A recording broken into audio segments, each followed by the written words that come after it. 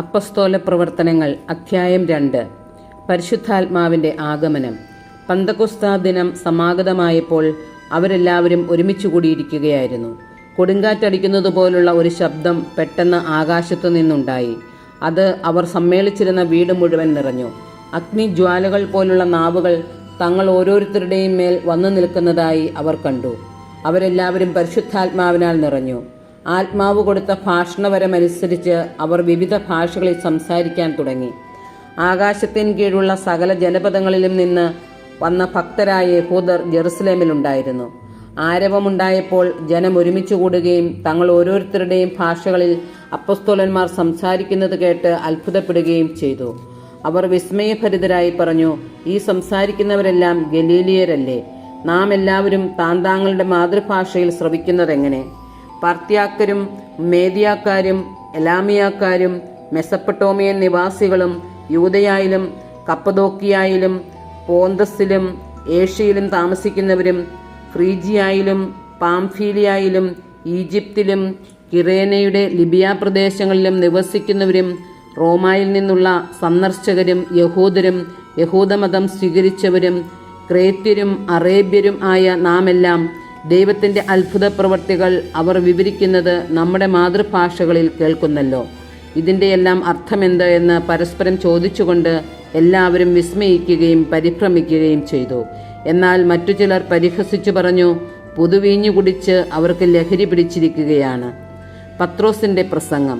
എന്നാൽ പത്രോസ് മറ്റു 11 പേരോടുമൊപ്പം എഴുന്നേറ്റ് നിന്ന് ഉച്ചസ്വരത്തിൽ അവരോട് പറഞ്ഞു, യഹൂദ ജനങ്ങളെ, ജെറുസലേമിൽ വസിക്കുന്നവരെ, ഇത് മനസ്സിലാക്കുവിൻ.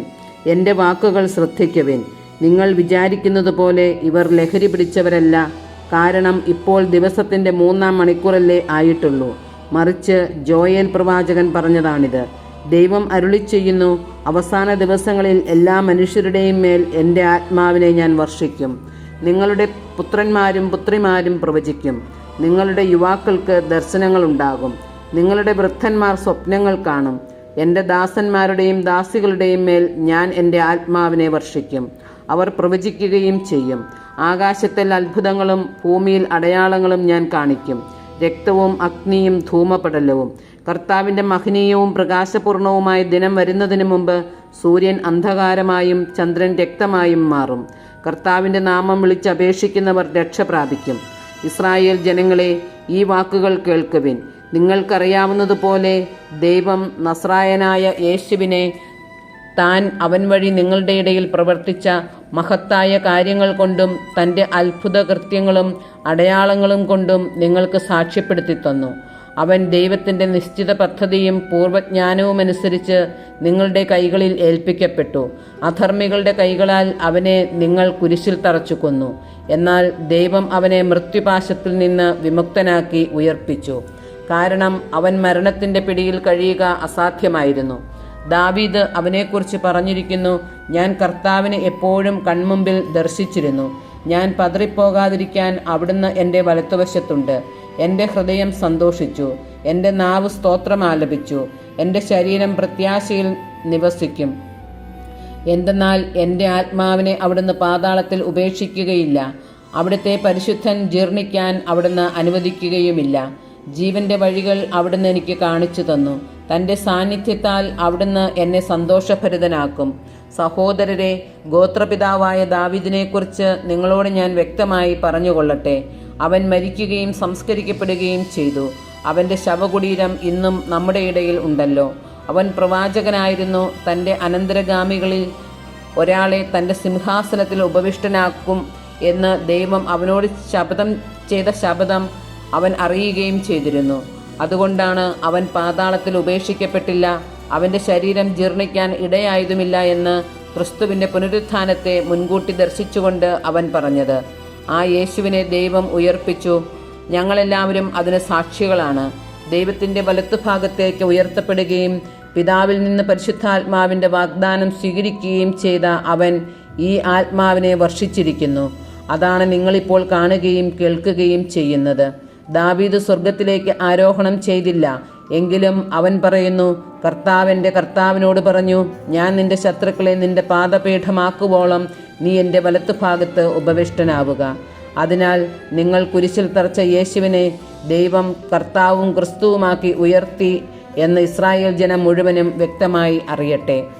ആദ്യ ക്രൈസ്തവ സമൂഹം ഇത് കേട്ടപ്പോൾ അവർ ഹൃദയം നുറുങ്ങി പത്രോസിനോടും മറ്റ് അപ്പസ്തോലന്മാരോടും ചോദിച്ചു, സഹോദരന്മാരെ, ഞങ്ങൾ എന്താണ് ചെയ്യേണ്ടത്?